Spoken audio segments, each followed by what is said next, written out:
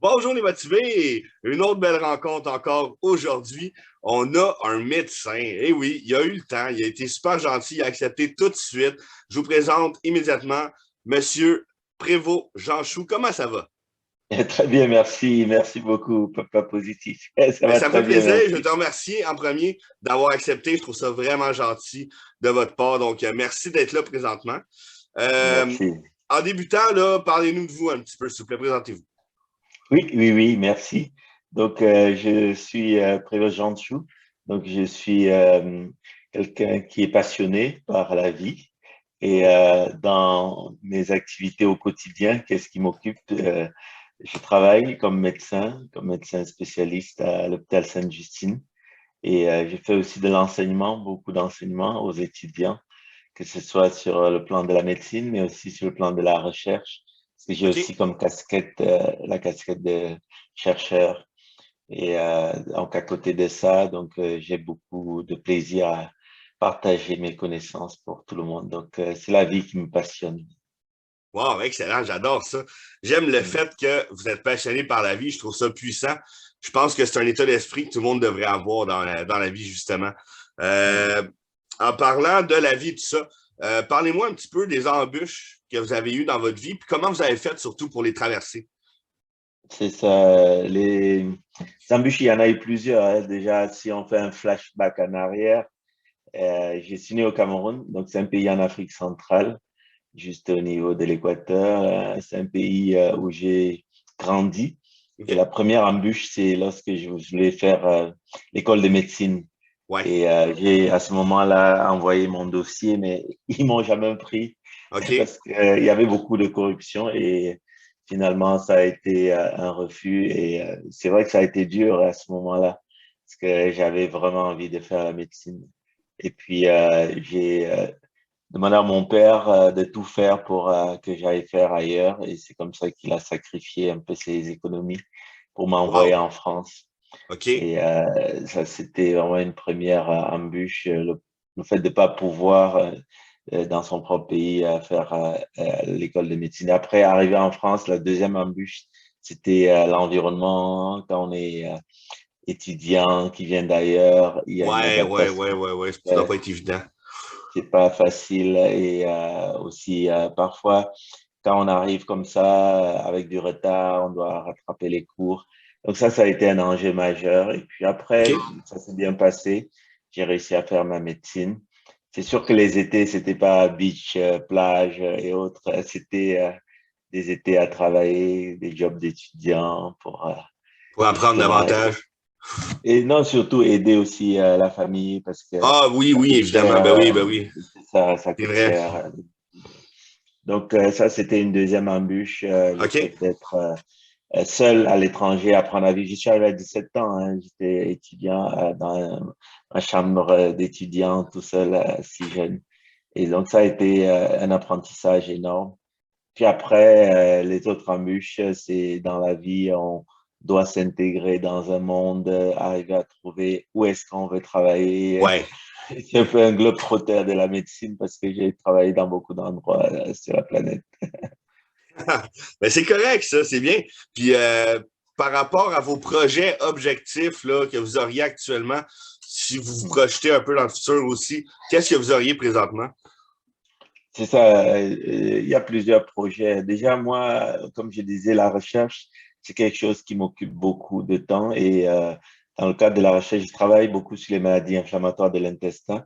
Donc, pour ceux qui connaissent pas, c'est la maladie de Crohn, la Oui, colique ulcéreuse, c'est toutes ces maladies absolument. qui sont très, très fréquentes au Canada. Et donc, ça, c'est un gros projet sur lequel j'ai des étudiants dans le laboratoire avec qui on travaille.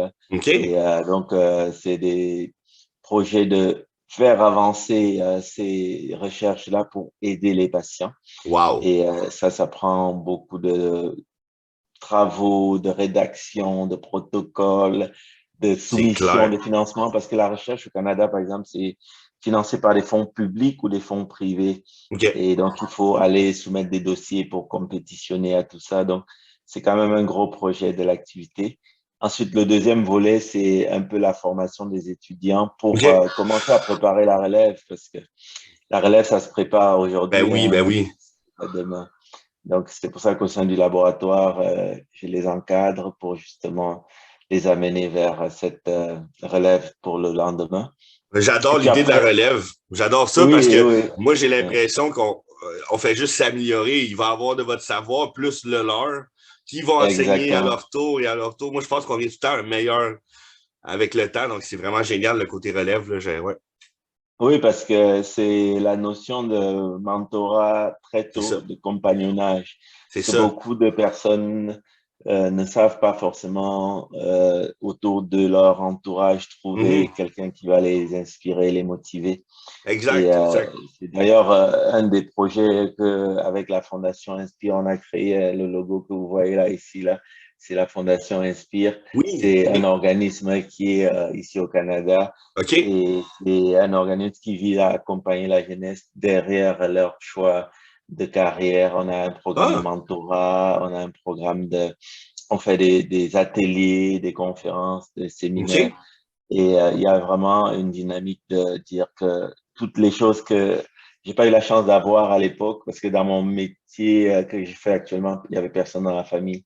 Donc, j'ai jamais pu, par exemple, faire des stages étant étudiant, étant jeune, adolescent, dans un hôpital ou aller visiter des choses comme ça. Et donc, c'est un peu ça, de pouvoir redonner à tous ces jeunes-là C'est des donc ben potentiels. cool. Exactement, c'est les Crime. potentiels qu'ils ont.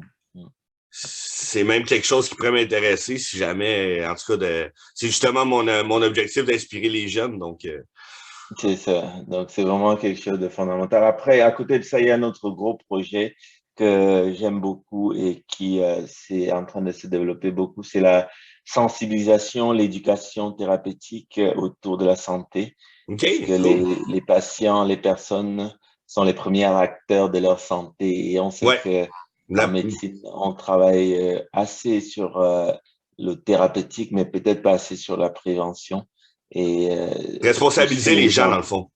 C'est ça, les pousser à prendre J'adore. conscience de la santé, mais ça passe Wow. aussi par connaître, hein, parce que des fois, on pense que les gens savent. L'autre fois, il y avait quelqu'un qui expliquait comment il a réussi à comprendre un concept médical en suivant les vidéos que j'ai fait sur les plateformes, les médias sociaux. Donc ça, c'est vraiment un des volets aussi que Ouf, je continuerai à développer parce qu'il y super a intéressant. un besoin énorme.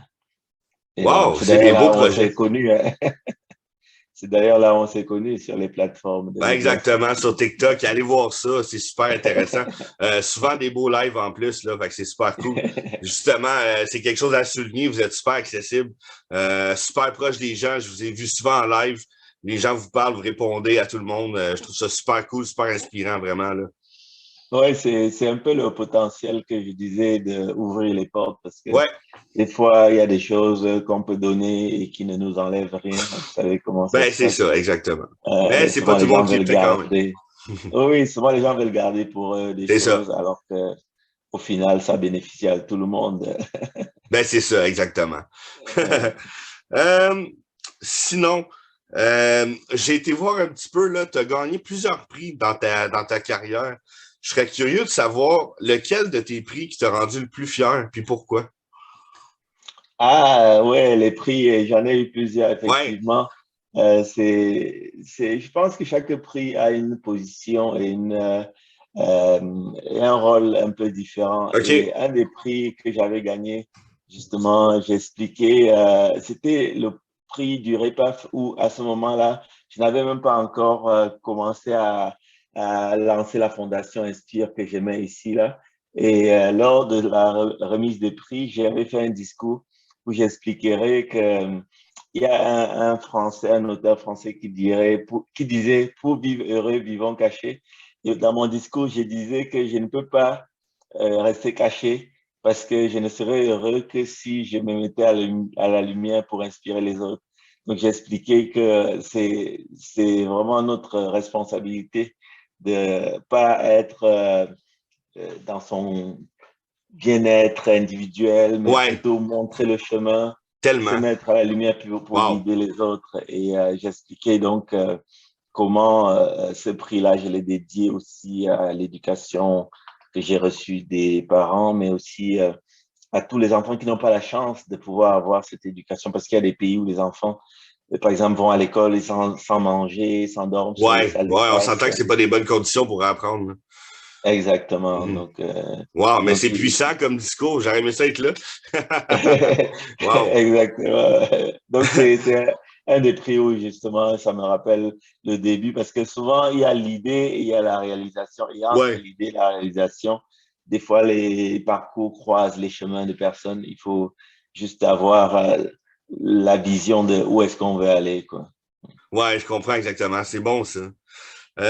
Sinon, qu'est-ce qui t'a mené à te spécialiser en gastro-entérologie? Oui, oui, ça, c'est une spécialité qui touche tous les organes digestifs Ouais, de l'humain. Et la spécialité que j'ai faite, c'était en réponse à un besoin. Parce qu'à l'époque, je travaillais dans un hôpital pédiatrique en France. OK. C'est là où j'ai fait la médecine. Et à un moment donné, je discutais avec des collègues. On s'est rendu compte qu'il n'y avait pas du tout de spécialiste pédiatrique pour la gastro-entérologie. Parce que maintenant, de plus en plus, la médecine est très surspécialisé, hein. Donc, en pédiatrie, par exemple, il y a des cardiopédiatres, des neurologues pédiatres et des pneumologues pédiatres. Et dans Ouais, l'hôpital où j'étais, il n'y avait pas de gastro-entérologue pédiatre. Et il y avait ça en toujours prenait un. un besoin. C'est ça, OK. ça prenait un. OK. Il y a des gens qui partaient de Besançon pour aller jusqu'à Paris, faire un examen, une procédure, et revenaient. Donc, à ce moment-là, c'est là où j'ai vu qu'il y avait un besoin. Je suis allé me former à Paris et à Lille et je suis revenu travailler là-bas pendant quelques années. Et OK. Cool. c'est Vraiment, parce qu'à hein? la base, j'étais pédiatre et après, en ajoutant la spécialité gastro, ça permettait de répondre à un besoin. Ouais, Exactement. évidemment. Ouais, je comprends. OK. OK, intéressant. Puis sinon, je me demandais pourquoi est-ce que c'est si important pour toi? Parce que j'ai vu que tu donnais beaucoup de conférences, tu es beaucoup là pour les gens. Qu'est-ce qui est si important pour toi dans le fait d'être autant présent en conférence, autant là pour les gens, justement? C'est un peu la dimension de dire que la connaissance est la clé. Et Oui, quand on parle de richesse dans ce bas monde, la richesse, c'est pas l'argent, la richesse, c'est le savoir.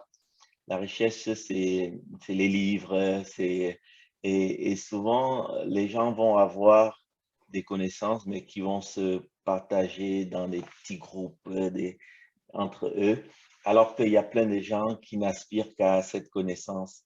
Et c'est dans cette optique-là que je me dis de pouvoir donner des informations à des grandes communautés, à des grands groupes, permet de toucher de façon majeure une grande quantité de personnes. Et mhm, puis aussi dans la dimension où j'ai toujours pensé que ce qu'on fait avec le cœur permet à ceux qui reçoivent de le faire aussi par la suite. Et ça, c'est une expérience basée sur une des choses que j'avais fait en France. À l'époque, j'avais créé une association de danse et OK, c'était des cours gratuits. Et OK, les gens venaient, je leur donnais des cours gratuitement. Puis après, lorsque j'ai formé ces gens-là, et après, ce sont eux qui ont formé les autres. Donc, il y a comme le système justement de relais. On ouais, passe le témoin à quelqu'un ouais, qui ouais, prend. ouais, OK, wow, ouais, Et c'est la même dimension dans OK. justement les conférences et autres. C'est parce Donne que au le suivant pour savoir qu'il qu'on redonne. transmet, exactement, le La savoir transmission. qu'on transmet, ils vont aller aussi autour d'eux, dire, ah, tu OK. savais que telle chose, telle chose. Ouais, ouais, Alors que ouais, ouais. parfois, quand on veut garder les choses un peu secrètes, privées, ou ça perd ce côté transmission. Faut propager la bonne nouvelle, hein? Exactement, c'est OK, ça. OK, cool. Sinon, petite question que je me posais comme ça, est-ce que le fait d'aider autant de gens, là, le fait d'aider autant de gens, d'avoir un impact sur autant de personnes, est-ce que ça devient banal à un moment donné ou ça vous fait toujours autant le même impact positif sur votre vie à vous, là, sur le sentiment que vous avez de fierté? En fait, plus que le sentiment de fierté, c'est plutôt le sentiment de dire qu'il y a une personne de plus qui a été touchée, Ouais. interpellée. Et c'est dans ce sentiment-là que je me dis que ça reste utile parce que on n'a pas de plafond, il n'y a pas de plafond de verre dans la connaissance. Non, effectivement. Ce qu'on connaît est tellement infime. Et moi, j'apprends beaucoup en donnant et OK?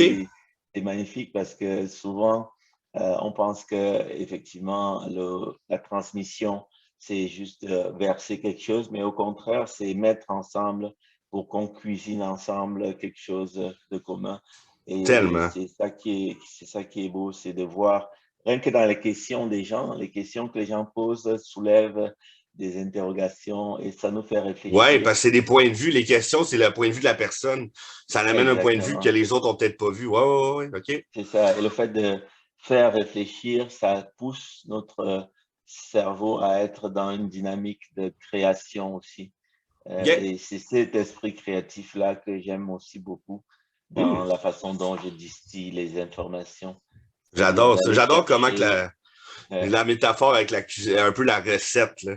J'aime ça. c'est ça, exactement, parce que chacun, par exemple, dans un live, chacun va donner une position, un point de vue Ouais, différent, mais à la fin, cette cuisson commune, à la fin du live, ce qu'on va tirer de là, c'est qu'effectivement, il y a des choses qui vont impacter chacun de nous et puis vraiment, faire vraiment. avancer. Puis, sinon, comment je pourrais dire? Quel a été le cas d'un patient qui t'a rendu le plus fier? Est-ce que tu as eu un cas de patient qui t'a rendu vraiment plus fier que les autres? Oui, oui, oui, j'en ai eu plusieurs. Ouais, j'imagine.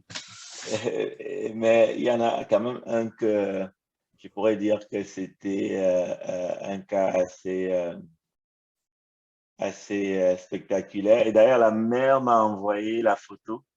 À l'époque, je OK. travaillais en France et je suis allé faire un remplacement dans un hôpital situé un peu en région. C'est comme si on part de Montréal pour aller remplacer en région. OK. J'arrive à l'hôpital et tout, je m'installe pour prendre la garde et le médecin qui terminait son shift, sa garde, me transmet les informations. Et il y avait un nourrisson, un bébé qui venait de naître, ça faisait vraiment quelques heures et tout. Et il avait des mouvements très anormaux avec comme quelqu'un qui pédale au vélo, comme Ouais. ça, avec les jambes et tout.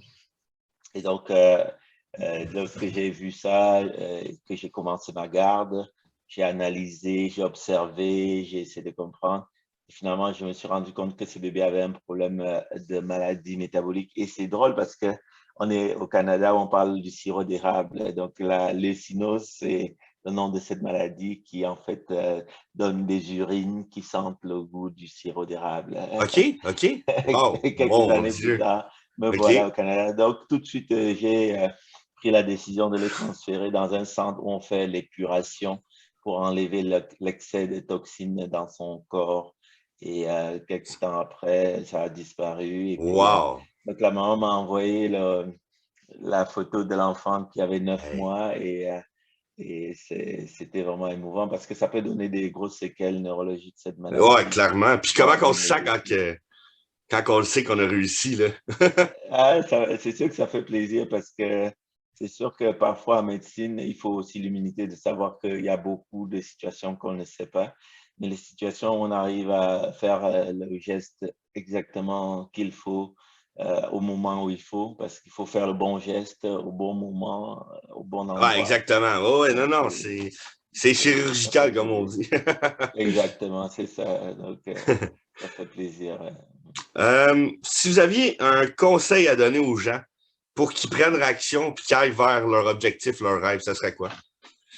Ce serait d'observer le monde. On vit dans un espace-temps où les gens n'observent plus le monde. Les gens sont constamment au pied du mur, devant le guidon, mais ne regardent plus loin le monde qui nous entoure. Et Mhm. observer le monde, c'est écouter ce qui s'y passe.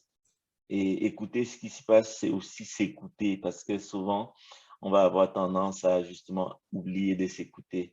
Et s'écouter, Trop c'est souvent. aussi finalement aller dans l'acceptation de faire les choses qui nous plaisent parce que il y a tellement de choses qu'on a au fond de nous qu'on se prive ou qu'on s'empêche de faire parce qu'il y a un environnement qui est parfois Mhm. pas facile. Donc, le fait d'observer le monde, de s'écouter et de faire ce qu'on a envie va donner justement la dynamique qu'on peut en ce moment-là faire ce que les autres auront envie et ce qui les aidera. Parce que dès l'instant où on sera bien avec nous-mêmes, on sera aussi capable d'aider et accompagner les autres. Et ça, c'est Exactement. important. Donc, Tellement vrai, merci. tellement vrai. Merci. Mm. Tout un conseil. Puis, écoute, je me posais la question, j'aime demander aux gens aussi, là, Mhm. aurais-tu quelqu'un, toi, qui t'inspire, que je pourrais inviter pour une prochaine fois pour justement inspirer les autres à leur tour? C'est sûr que je dirais que oui, il y a beaucoup de personnes qui m'inspirent de ce que j'ai pu vivre de tout le parcours jusqu'à présent. Donc, il y a des personnes avec qui, par exemple, j'ai fait le MBA à HEC. Donc, j'avais fait une formation là-bas. Je sais pas, tu vois, l'école HEC qui est en face de l'Université de Montréal. Oui. Et donc, j'ai eu à croiser beaucoup de camarades qui sont des personnes très motivantes, très inspirantes. Donc, je pourrais à ce moment-là te mettre quelques noms qui vont sûrement Oui, ce aider serait pour cool, ce serait t'inspirer. super cool. Vraiment, parce Oui, que je pourrais les passer sur ma chaîne pour inspirer d'autres gens, puis je leur expliquerais que c'est toi en même temps qui s'est inspiré d'eux. Donc, je pense que ça fait. Tout le monde est gagnant à ce niveau-là. exactement, exactement. Je Cool. pense que Ben, ce serait une super. bonne Puis, idée. en terminant, j'ai un petit jeu que j'aime bien faire. C'est un petit suivi qui fait partie du mouvement. Je Mhm, demande tout le temps à la personne si elle veut se commettre aux gens qui vont écouter avec un mhm, objectif que tu voudrais atteindre d'ici une couple de mois. Puis, dans le fond, je mhm, reprendrai rendez-vous avec toi éventuellement pour parler de cet objectif-là. mhm. Donc, est-ce qu'il y aurait un objectif là, dans les prochains mois, peut-être 6 mois, entre ici et 6 mois? Ah, un objectif entre ici 6 mois, c'est terminer le deuxième roman. OK? Donc, pour ceux qui connaissent pas, j'ai écrit un premier roman qui d'ailleurs est ici. Et donc, D'accord, le d'accord. titre, c'est Soigner les mots. Et c'est un Wow. roman en poésie. Et donc, mon objectif d'ici 6 mois, c'est avoir publié le deuxième parce que c'est quelque chose qui me tient à cœur. Et OK? j'ai déjà plusieurs chapitres que j'ai écrits et je suis en train d'avancer. Donc, ce serait quelque chose qui sera, je le pense, prêt. Ben, excellent. Fait que dans le fond, d'ici 6 mois, on reprend rendez-vous et on parle de tout ça ensemble. Deal? Excellent. Parfait. Parfait. Ben, écoute, c'est fini pour moi. Donc, je voulais te dire encore une Merci. fois, merci beaucoup pour ça. Merci à tout le monde Merci. qui va aller écouter le vidéo super inspirant. Donc, merci encore et je te souhaite de passer une Merci. excellente soirée. Super, merci, ça fait plaisir. Merci beaucoup et puis continue ce que tu fais. Yes. Bonne soirée, merci. Merci. Bonne soirée, merci.